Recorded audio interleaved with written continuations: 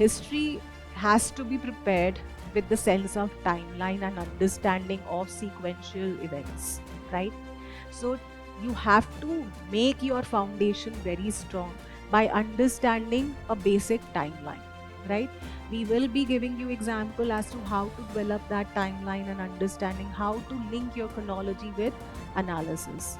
And why are they focusing on personality? Because ultimately history is all about the actions taken by a person in a specific time period. Had there been no rulers, had there been no leader, then obviously it would not have led to any impact, any action taken. Maharashtra government had decided to start jail tourism initiative from Yerawada jail. Now, Yerawada jail, if someone has prepared modern Indian history well, was a jail where Gandhiji was also imprisoned. And while he was in Yerawada jail, he had written song from prison. If you display to the examiner that you know why this question has been asked, that this year we are celebrating, let's say, 200 years of so and so, 150 years of so and so event, personality, birth anniversary, death anniversary, whether you do it from prelims perspective, you can still add in your mains answers. That provides an information to the examiner that you are well versed with the current affairs.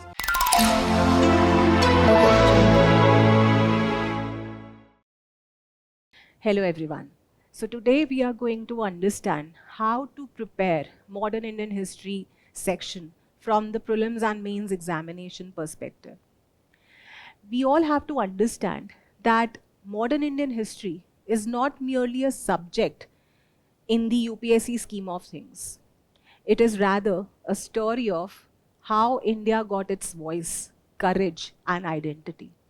So, merely preparing modern Indian history from the perspective of facts and events will not be a good approach to cover this subject. Rather, we also need to understand how the nation got evolved, right? So, when we are preparing for UPSC, this integrated analytical approach is what we all need to have while preparing this subject, right? So, whenever we prepare any subject, there are three things which we all have to focus. The first thing obviously is the syllabus, for which we need to have an understanding that what constitutes this subject. Next, on the basis of syllabus which has been prescribed by UPSC, what kind of questions are given in the prelims examination and mains examination. When we are understanding that we are going to approach modern Indian history as a subject for prelims and mains examination, we all have to make sense of what kind of details and understanding is required in these prelims and main stages separately, right? So this understanding is what will make our preparation plan foolproof, right? When we talk about modern Indian history, how do we regard this subject as one of the very important anchors in our UPSC examination? So for that, we need to understand the importance of this subject, right? The most important aspect which makes modern Indian history a very relevant subject in UPSC is because of its finite syllabus. We, through the questions as well as the syllabus prescribed by UPSC, are able to understand that there is some defined length and breadth or the extent which the students can use to prepare the subject. Unlike other subjects, it is not having that infinite length, right? There are no, unpredictable questions coming from this subject to an extent that we do not know and we are so unsure about any, subject in terms of preparation. Next thing, what makes it very relevant and high yielding subject in UPSC scheme of things is that it is a very, scoring subject. Whether the questions come in the number of 2, 3, 4 or 8, 9, 10 in prelims, or when we talk about our means examination, the kind of questions given by UPSC, they are almost, touching those aspects which the students are familiar with. That is why this predictability and relatability the students have with this subject makes it very important and doable in comparison to others. Another element which is the star of this subject is that it has predictable patterns and themes. One or two exception could be there in terms of bouncer questions, but rest majority of the questions are non predictable theme and scheme of things. Next, there is this synergy and connection made with modern Indian history and cultural aspects also. So based on this understanding, we are, it becomes even more important that we are taking this subject very seriously in your prelims and mains examination, right? So let's understand what is the syllabus prescribed by UPSC in modern Indian history. So when we talk about prelims, the syllabus is only this much. No details are given by UPSC. So it says history of India and Indian national movement, right? So when we decode this syllabus, we need to understand in history of India, the UPSC is including your ancient medieval art and culture also alongside your modern Indian history. And within modern Indian history, there is one phase which has been given more importance by UPSC, and that is Indian national movement, right? Similarly, we have to understand the main syllabus as well. So it says modern Indian history from about the middle of the 18th century. That means modern Indian history from UPSC perspective is starting from 1750s onwards until the present. What all aspects will it cover? So from 1750 till present, significant events, personalities and issues. The next aspect in your main syllabus, which is being given in your UPSC syllabus, is freedom struggle. The various stages, important contributors or contributions from different parts of the country. So let's one by one understand how the prelims preparation needs to be done and how mains preparation needs to be done, what kind of questions have been asked by UPSC, and how we need to prepare this subject considering the sources as well, right? So let's take up the prelims understanding. So when we are preparing for prelims examination from modern Indian history perspective, we need to understand that the syllabus will always be the focus area. And when we look at the syllabus, Indian national movement phase has been given a separate special importance, right? So Indian national movement will become our prime focus area.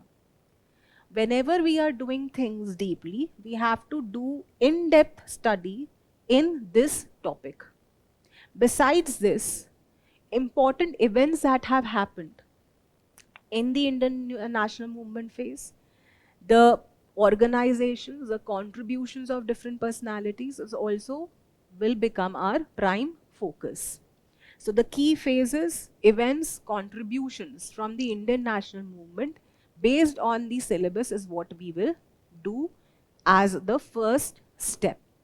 But you all know that it is not a subject which can be done randomly, that from one phase we are picking one random phase and then we are understanding it. No.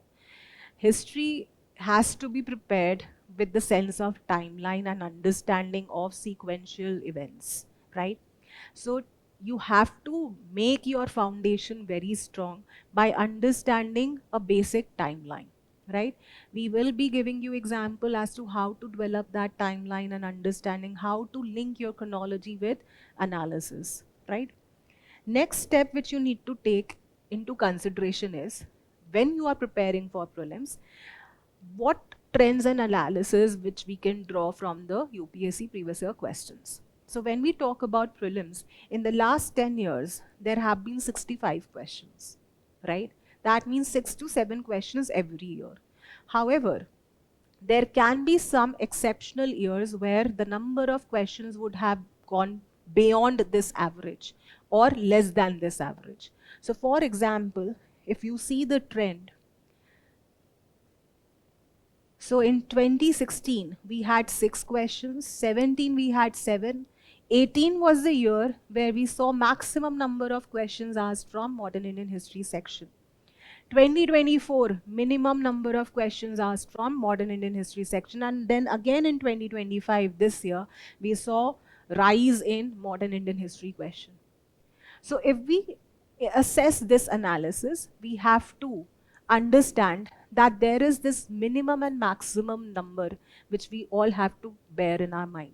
There can be a year where we can expect more than 10 questions, and there can be a year where we can expect only 1 to 2 questions, right? So this understanding should be there in your mind. Coming to the next understanding about the nature of the questions, as well as from which topics maximum number of questions have been asked in the last 10 years. So if we look at the analysis, what we find is maximum number of questions in the last 10 years have come from British acts and policies. Next, the Indian national movement phase is the most important phase from which the questions have been asked. Now, these British acts and policies do not only include your constitutional developments, but also the administrative policies, social policies, etc. Next topic from which the questions have been asked is your economic impact of British policies, and then the socio-religious reform movements as part of personality-based questions. So this is what we have to all bear in mind, that these are the most repeated themes or topics from which maximum number of questions have been asked in prelims, right? Now coming to making sense of how do we make our prelims preparation in sync or in line with UPSC expectations, right? We have to understand that what is the intention of the examiner to expect from a candidate a decent understanding of modern Indian history, right? So when it comes to the understanding which you all have to develop and why questions are coming from these sections, or the trend is changing where UPSC is asking more questions on these lines, is what we have to make sense of, right? Why now the trend is changing towards asking from the students advent of Europeans? Because this is the stage of history or period of history from where we started to see changes in the history of India. Had there been that no European had come to India, the history would have been different. Why? Because the response to challenge the authority of Britain happened because the Britishers became the colonial powers as well as imperial power. And the time had come to that extent that we Indians collectively challenged the authority of the Britishers. So in the journey of Europeans coming as traders to Britishers becoming administrators and finally the imperial power, they would have made certain changes, right? Those changes are to be looked in from the perspective of British acts and policies. So definitely the questions would be asked from this topic as well. Another thing which you have to look into is that because of the changes that were brought in by the Britishers through the different acts and policies, what we saw was impact of British policies in the form of rise of popular revolts. Whether it was peasant revolt, whether it was tribal uprisings, civil rebellions, even Sepoy mutiny. So all became the outcome of the British acts and policies. And finally, because of the impact of British policies, we started to see change in the nature of the Indian national movement. That is why the different phases of Indian national movement becomes critical here, right? So the peasant revolt, tribal uprisings, civil rebellion, Sepoy mutinies, they all become important aspect here. When we talk about phases of Indian national movement, the moderate phase, extremist phase, revolutionary nationalist phase, era of socialist, communist, trade union movement, right, princely state movement, and finally quit India movement, right? They all become very, very important here, right? So that is why these themes become very important. Now coming to understand what is the nature of questions which you all have to look into while preparing for prelims examination from modern Indian history perspective. So mostly the focus of the paper setter in prelims questions is that mostly the questions are based on personality. And why are they focusing on personality? Because ultimately, history is all about the actions taken by a person in a specific time period. Had there been no rulers, had there been no leader, then obviously it would not have led to any impact, any action taken. So, history is the story of experiences, actions, and events undertaken under a specific time period, right?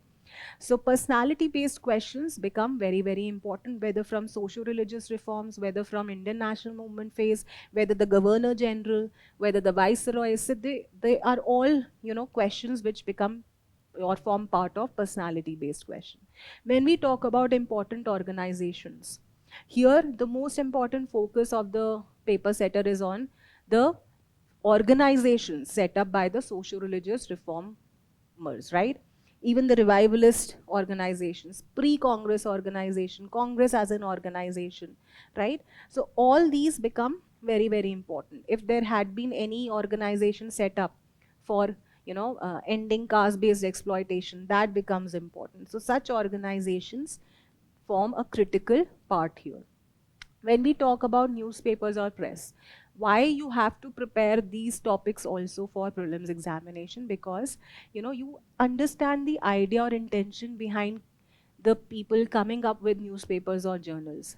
Their main intention was, first, to make people aware about the government policies and actions. Second, to make people in foreign lands aware about the British policies in India. So why would they not be asking questions on press or journals? This was a very effective medium, or it became the voice of the Indian national movement. So definitely the press or the journals or the newspapers that were brought in or published by the personalities in the Indian national movement phase becomes important. Even the newspapers which played a role in popularizing the peasant demands become important here. Then there are obviously movement-based questions. So in movement-based questions, specifically socio-religious reform movement, Indian national movement phases, right? The events that happen, they become important areas. Next element in all of this is that now the questions are centering towards integrating your current affairs event with your static dimension. How the questions look like, let's take an example. So when we talk about advent of Europeans, there have been questions on the nature of they asking more on what kind of commodities were exchanged. So what were the commodities that were traded? Import क्या करते थे, export क्या करते थे? Similarly, where were the factories set up? Right? So they are the most important areas in advent of Europeans. So just to give you an example, the staple commodities of export by English East Indian Company from Bengal in the middle of the 18th century, right? Similarly, if you talk about the factories related question, how do they look like? In the first quarter of the 17th century, in which of the following were the factories of the English East India Company located, right? Where were the factories set up by Dutch? The role of the Europeans who came to India, Portuguese, Dutch, English East India Company in one question, right? So these are your focus areas in advent of Europeans. When we talk about the impact of British policy, specifically the economic impact, the questions have centered around land tenure systems. Rayatwari pucha hai, they have asked also permanent settlement, they have asked about the core concept of economic exploitation of economic exploitation during the British rule. They've also, categorically emphasized on the personalities which are related with the economic impact of British policy. So how the questions look like. So this was the question with respect to revenue collection by Cornwallis, right? Then there was this question on the result of British rule in India on the basis of economy. So for example, let's discuss this question to give you a cue how the questions are framed.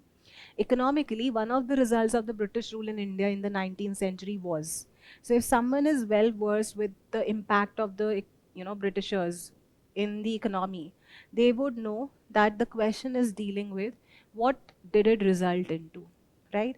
So how the question is framed, that it led to export of Indian handicrafts. So if you understand the true nature of the British rule and acts and policies, you would understand that they were not the ones who were exporting Indian handicrafts. Rather, they were the ones who were exporting Indian raw materials to manufacture finished goods, right? Definitely increase would not have happened as a byproduct of, economic impact. Then what are they saying? Growth in the number of Indian owned factories. ये भी क्यों ही होगा? Why will they allow the Indians to set up more factories when they were there, right? Rapid increase in urban population. So this was also not one of the economic impact of the British rule, right? The most important impact was commercialization of Indian agriculture. This is the essence of the economic impact of British rule. Why? Because commercialization of Indian agriculture meant that the Indian peasants were dictated or directed to grow commercial crops, cash crops, to satisfy the imperial needs and commercial needs of the Britain, right? So instead of food crops, cash crops were grown or emphasized. So this was the impact of economic policies of the Britishers. Other than this, there was introduction of land tenure systems, right? One of the impact of British rule in economy was rapid deterioration of Indian agriculture. How? There was there, increase in rural indebtedness.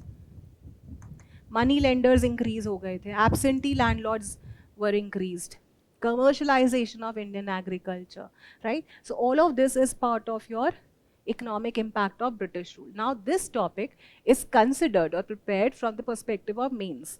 But you all have to understand that now UPSC in prelims is also integrating issues or topics which are core areas in mains, right? Next, another area which is the focus area of UPSC in prelims is British acts and policies, specifically with respect to the constitutional developments, right? जैसे Regulating Act of 1773, Government of India Act 1919, Government of India Act 1935, Councils Act of 1909. So this becomes very, very important area from the prelims point of view. Another important area is that within acts also, in history, there is this misnomer, misconception कि history is more about facts, right? But UPSC is also asking questions to test your conceptual understanding in the fact collection of history as a subject. How? So within the Act of Government of India Act 1919, there is this concept, diarchy. So now UPSC is also asking questions on the concepts which were introduced by the Britishers to govern India, right? So such things is what you have to emphasize. So there is a blend of, in prelims, facts and concepts being asked by UPSC, right?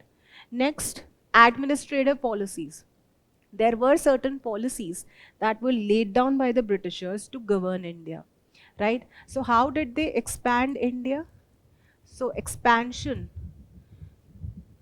of Britishers in India. तो एक था उनका expansion through direct wars and battles. एक था expansion through diplomatic policies, like doctrine of subsidiary alliance, like doctrine of lapse, like doctrine or policy of buffer state. So there were different diplomatic policies, used by the Britishers to expand their control in India. Similarly, there were direct wars and battle, like Battle of Plassey, Battle of Buxar, Anglo-Maratha wars, Anglo-Sikh wars, Anglo-Mysore wars fought to expand their control in India, right? And as one of the, policies, they have always, asked more questions on the administrative policies, right? So subsidiary alliance kya hota hai?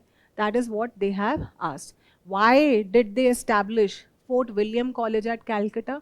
So reason-based question, purpose-based question, objective-based question is what you have to all train for, right? Next, there is a special emphasis in prelims on Gandhian phase. Okay? So there are questions on Satyagraha, there are questions on important organizations set up during this phase. There is question on Gandhi, British negotiations, a Lord Irwin Pact, Montague, declaration. Current affairs linkage is also used here. Movement based questions are also there. Just to give an example, there had been a question on Champaran Satyagraha in 2018, and in 2017 100 years were celebrated to remember or commemorate Champaran Satyagraha because it happened in 1917, right? So that is how current affairs is integrated. There are date based questions also. So how do you have to understand significant events or dates? Like for example, 8th August 1942 is historical and significant because on this date we adopted Quit India resolution, right? So certain specific dates which were monumental, significant becomes important. Similarly, if I give you an example of personality based questions from social religious movement, this is how the personality based questions look like.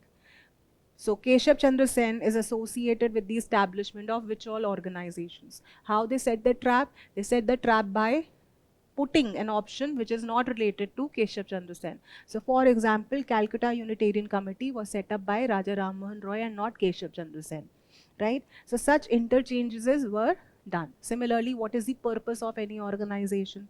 Personality based question, designation of the socio-religious reformer in some school or institution is what they had asked, right?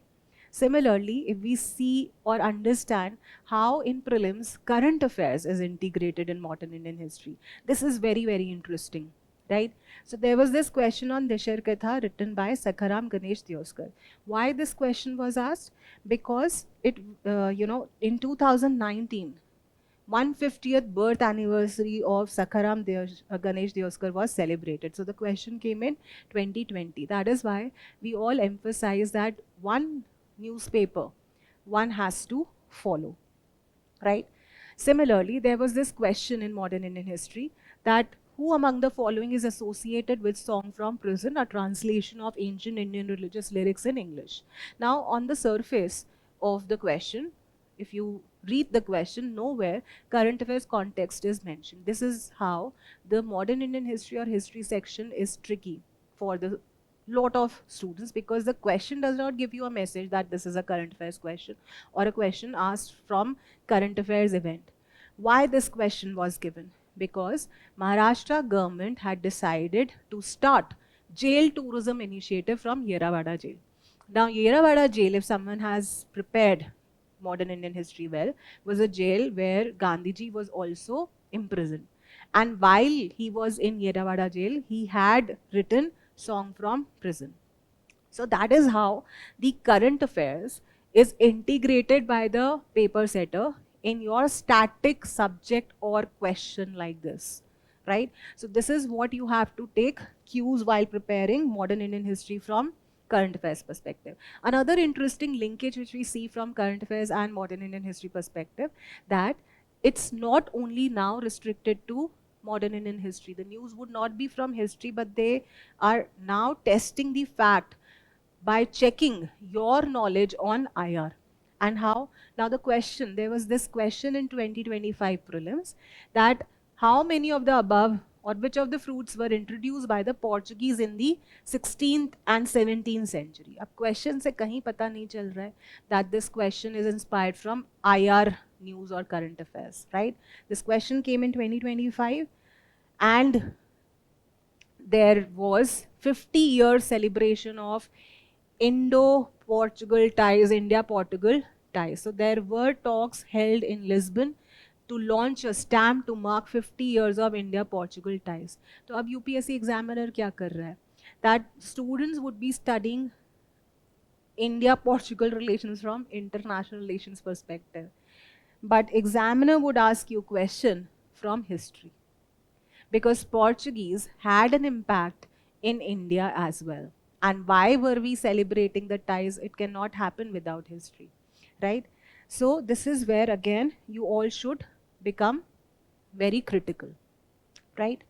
So this is how we understand how the prelims, questions have been coming, what is the trend in analysis, and with respect to the nature of the question, right? Now we are understanding what is prescribed by UPSC in the syllabus for mains, what is the nature of question, and what are the sources which we have to refer, right? So this is what is given in the main syllabus for modern Indian history. Modern Indian history from about middle of the 18th century, significant events, personalities and issues. This is the keyword which you have to mark and look into while preparing this subject. Now, I must tell you all that books are not written according to the UPSC syllabus, but what is expected out of you is that you are preparing the subject on the basis of syllabus. That is where the biggest challenge is coming for the students who are preparing for UPSC, right? So I would recommend that you're all understanding the syllabus and making your notes and preparing the subject. Now, if someone is preparing the notes like this, then it will become very easy for them to handle the mains question. So let's take one by one the example of the keywords which are mentioned in the syllabus and how they have been used by the paper setter in developing mains type question. Middle of the 18th century until the present, significant events, personalities, issues. That means there are some issues also in historical developments. Freedom struggle, various stages, contributors or contributions from different parts of the country. Now, how does the question look like? Before we understand how the questions look like, let's understand, like in prelims, what is the trend and analysis of mains UPSC Modern Indian History section. In the last 10 years, there have been these number of questions. 2016, 3 questions. 2017, 5 questions. 2018, 2 questions. 2019, 4 questions. 2020, 2 questions. 2021, 3 questions. 2022, 2 questions. 2025, 1 question. Now, if we look at the minimum and maximum number of questions, minimum number of question is 1, maximum number of question is 5, right? So what does it suggest? That you have to, irrespective of the number of questions, prepare this section. Why? Because the syllabus is defined. The syllabus is giving you those relevant keywords on the basis of which you can prepare the subject.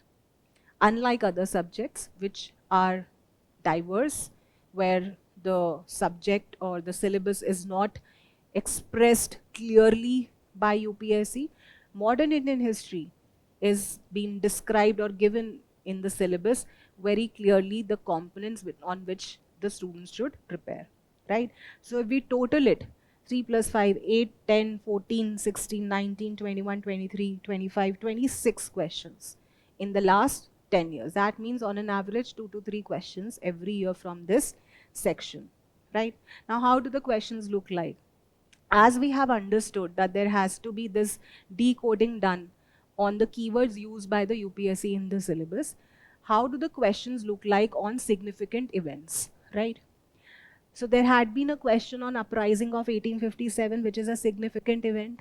There have been questions on the reason why most of the battles were fought at Panipat, again event-based questions, right? Similarly, when we talk about issue-based question from the middle of the 18th century until the present, how do the questions look like? Clarify how mid-18th century India was beset with the specter of fragmented polity. इसमें आप क्या लिखोगे? That after the decline of Mughal Empire, death of Aurangzeb, rise of different kinds of states were seen. Rebel states, successor states, rise of autonomous kingdoms out of migration from Afghanistan. So such things is what you have to make sense of, right? Similarly, how do the questions on significant issues look like? Issue on the decline of traditional artisanal industry, economic impact of British rule. Women question arose in modern India as part of 19th century social reform movement. What were the major issues and debates concerning women in that period? This is a issue-based question.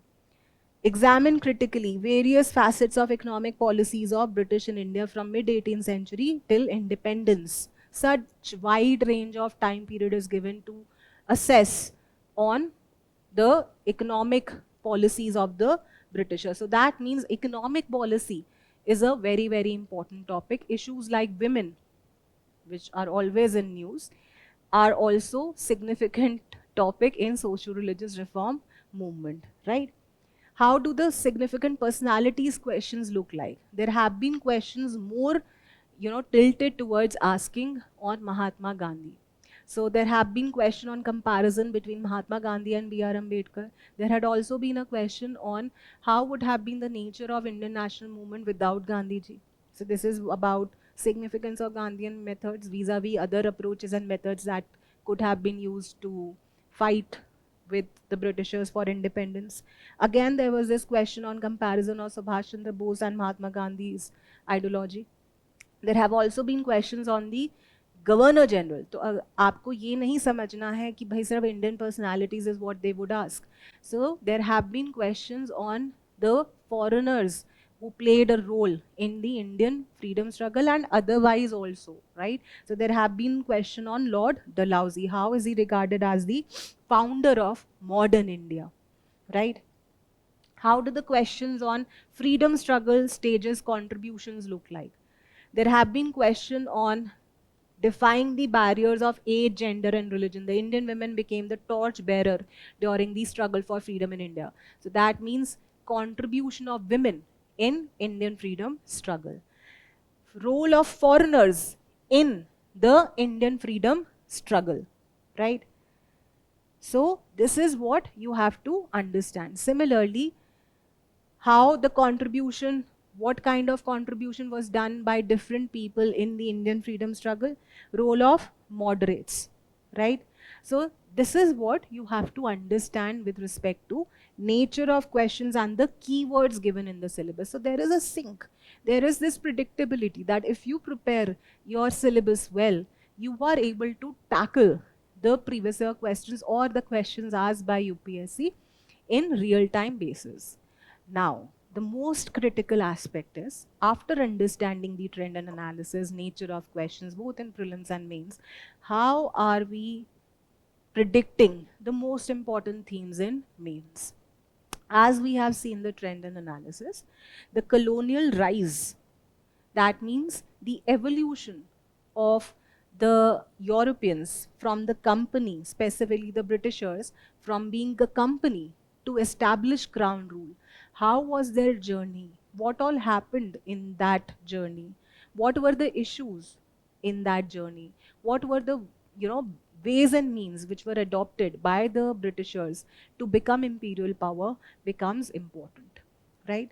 Obviously, the independence and the legacy, the Indian national movement, the freedom struggle, the contribution of the congressmen, the contribution of extremists, the contribution of socialists and communists, contribution of women become important. Also, how the modern Indian history has evolved from medieval to becoming modern, right? So obviously the link is that when we saw the decline of the Mughals from 1750 onwards, specifically after the death of Aurangzeb in 1707, that after the death of the last great Mughal emperor, what all changes happened that led to the changes in the dynamics of Indian regional states vis-a-vis Europeans is what you have to understand, right? So this is also very, very important, right? Now coming to understand that how do we break down the modern Indian history syllabus into key segments or areas. These are the key segments or areas or developments on the basis of which you will make your understanding on modern Indian history. Starting from the advent of Europeans. So arrival of Portuguese, Dutch, British, French, Danes, their contribution, right? What battles and wars did they fight with each other? What kind of negotiations and rivalry they had with Indian regional powers, right? This will all become very, very important. What were the main items of export, import, right? So if you are preparing for modern Indian history, right? If I would like to give you an example on, let's say, topic like this, advent of Europeans, how you have to tackle this topic, right? I would suggest that all of you should have a framework approach to create notes in modern Indian history. How? Let's say you have taken this topic up, advent of Europeans, right? Now you have all gone through the prelims and mains question. On the basis of that, you are, identifying different key themes on which the questions have been asked. Also, on the basis of your studying of this topic or chapter, what all topics are still remaining and pending which have not been asked by the UPSC, right? Whenever we are doing advent of Europeans, specifically we need to know what or which all European powers came to India. Obviously, I would suggest that this should be understood in a sequence or chronology. So when they came as traders. So obviously, the companies which traded with India becomes important. Their names, year of establishment, even the nature of companies, whether they were private companies, whether they were state controlled companies, because if you understand that they were privately owned companies, they were state controlled companies, whether they were joint stock companies, that helps us to understand the kind of power or lack of power they held within them, right? That impacted their negotiations and rivalries in India with other European powers as well as vis-a-vis Indian regional powers, right? Next element is the trade items they imported or exported. Obviously,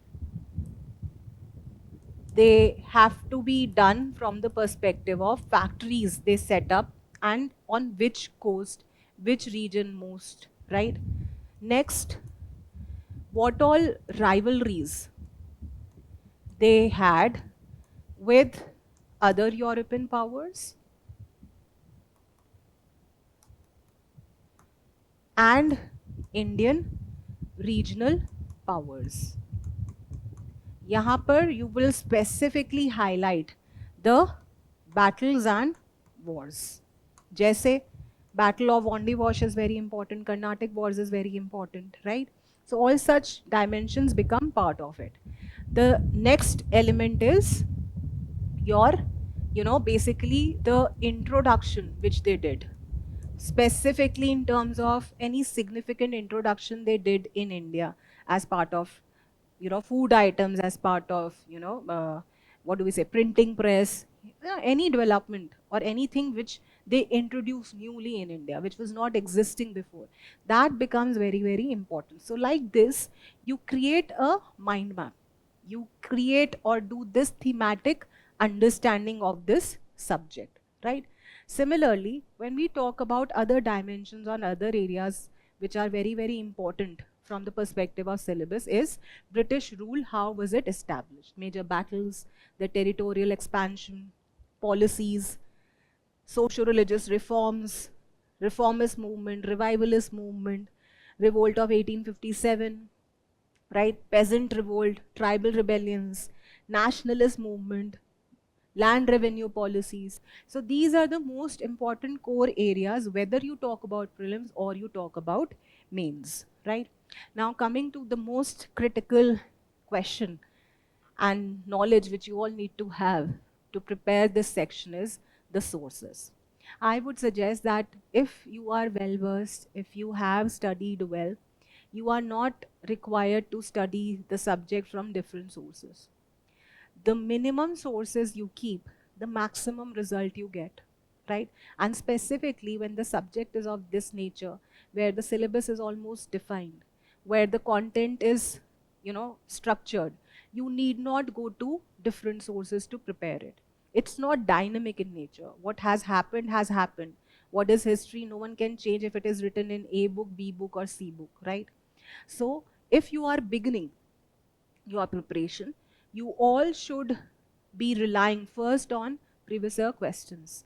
Basic NCRT, that is class 12, at the max, one reference book or a complete book which will help both in prelims and mains.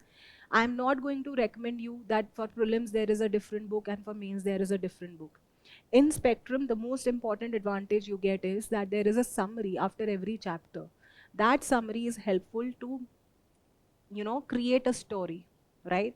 So that is also sufficient, as and when the questions are coming and we look at the previous year questions, we make sense that these books are very much sufficient, right? Next, there is a newly introduced NCRT, right? Because the NCRT is new, there is a tendency in the examination, scheme of things, that UPSC examiner definitely ask question, if not next year, next to next year, from the new NCRT. So there is this new NCRT of class 8 called as Exploring Society, India and Beyond. In this new NCRT, they have specifically focused on the rise of Marathas and the colonial era.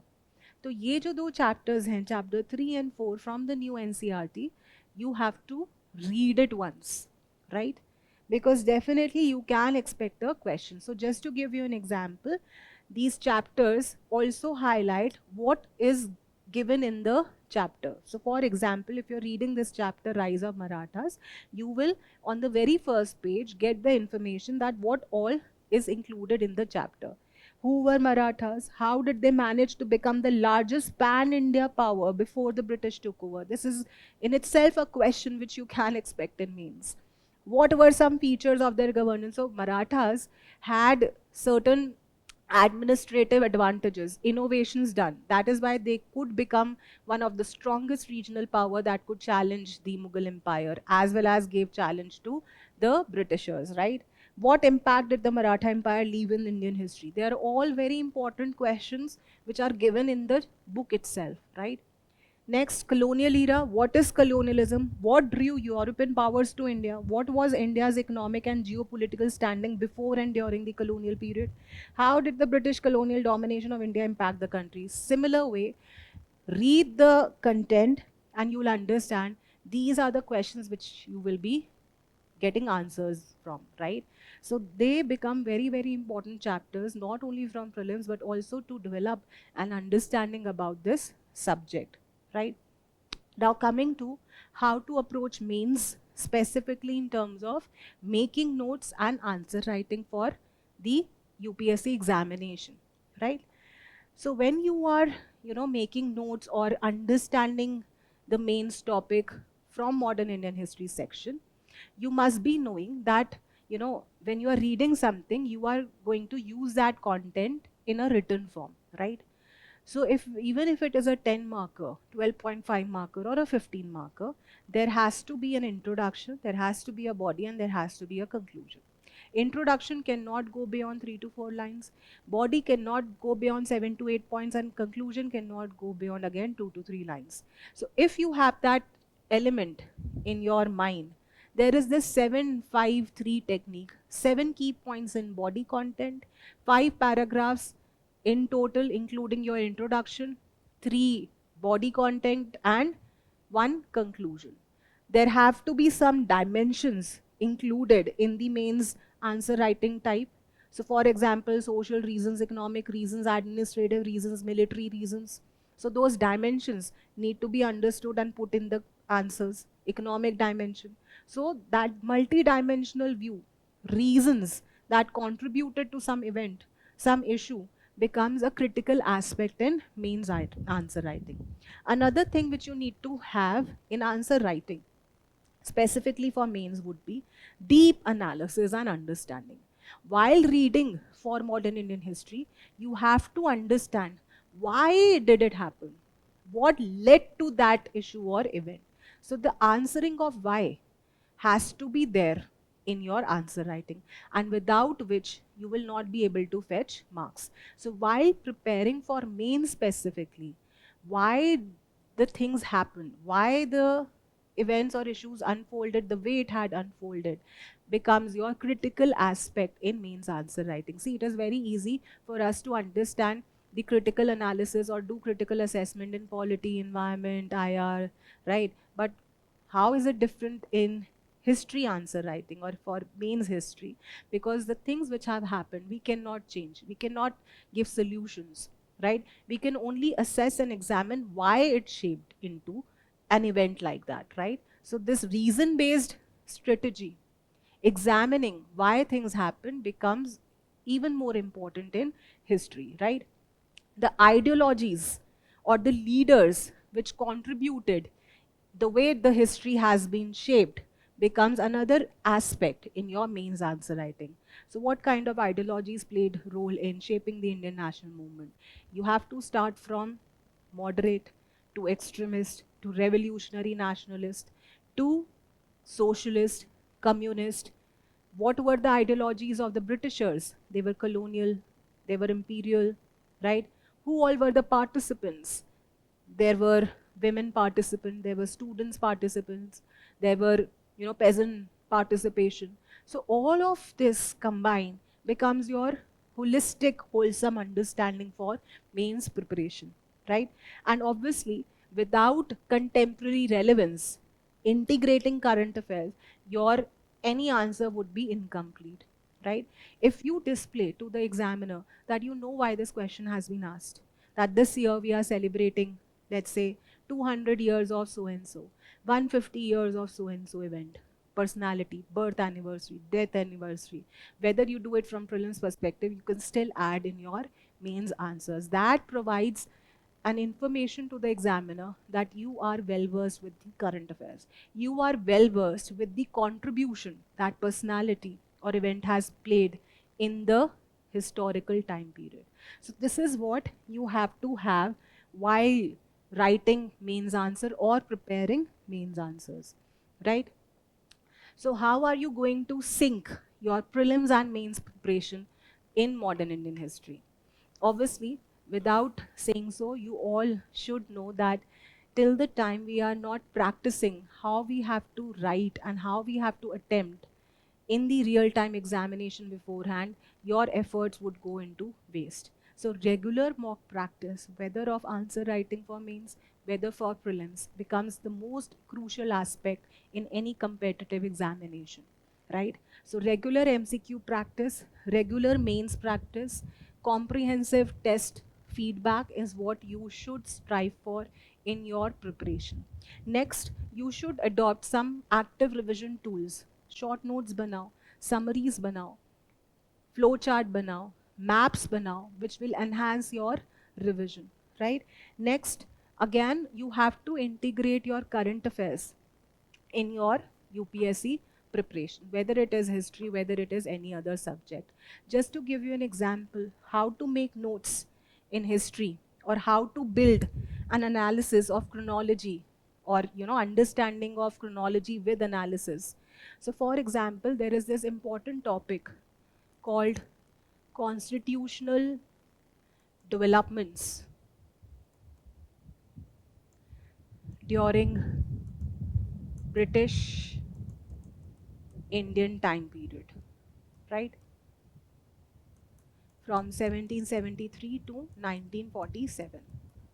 So one understanding is that one by one, you are just memorizing the provisions.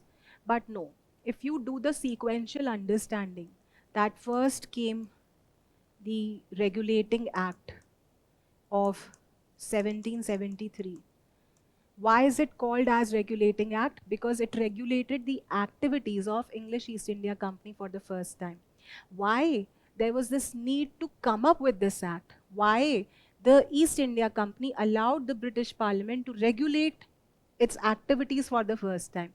This is where the missing link is, that they had almost become or gone bankrupt because of their aggressive wars and policies in India, right? For that, they had to ask for loan from the British Parliament, and they agreed to give them the loan only on the condition that their activities would be regulated by the British Parliament. In the wake of regulating the activities of East India Company, because this was insufficient, there was this Pitt's India Act of 1784 laid down. Why is it called Pitt's India Act? It was named after William Pitts, who was the British Prime Minister then. This formalized the regulation of East India Company by keeping a check on the activities of Court of Directors of East India Company through the intervention of Board of Control. Now, this Board of Control had members from British Parliament, had members from the Privy Council of the Queen, right? So that is how this regulation of East India Company's activities were done in India, right? Next, obviously, because the East India Company was a trading company, in India, it was issued charter to trade with India. So certain charter acts were laid down which extended the privileges or took away the privileges enjoyed by East India Company. So after every 20 years, there were charter acts revised. So there were, starting from 1793, 1813, 1833, 1853, charter acts laid down to the East India Company's privileges in India as a trading company. And then happened what? 1857 revolt. That changed the whole governing setup of the Britishers in India. Now, the administrative power, the governing power from East India Company came directly under the hands of British Crown and Parliament. And that's how we see the Act of 1858. Right? Now, when the British government and Parliament itself governed or started administering India, it laid down changes in the council setup. So council acts were enacted. जैसे 1861, 1892, 1909, right? After the enactment of Councils Act, the journey of passing series of Government of India Act was seen. This shift from Councils Act to Government of India Act shows or marks the journey of Britishers from becoming or giving more representation to the Indians to providing more responsible government. अब जो responsibility का element है, that was seen. And how would you ensure that the government is responsible till the time you don't introduce election, right? तो इसीलिए 1919, 1935 becomes Critical Government of India Act. And finally, Indian Independence Act 1947 gave us our independence. So if you understand the transition by understanding why these acts were passed, what was their basic nature, how the governance shifted from giving representation to Indians through Councils Act to making them more responsible through elections, introduction of, or extending the communal electorate, that is what you have to make sense of. So this is how you first make broad understanding of a very important topic like this. Then you focus on the provisions. Once you have understood the nature of the provisions, fact surrounding this act or these acts become easy, right? So this is what you have to make sure you are making notes like, right? So this was with respect to how to prepare for prelims and mains from Modern Indian History section.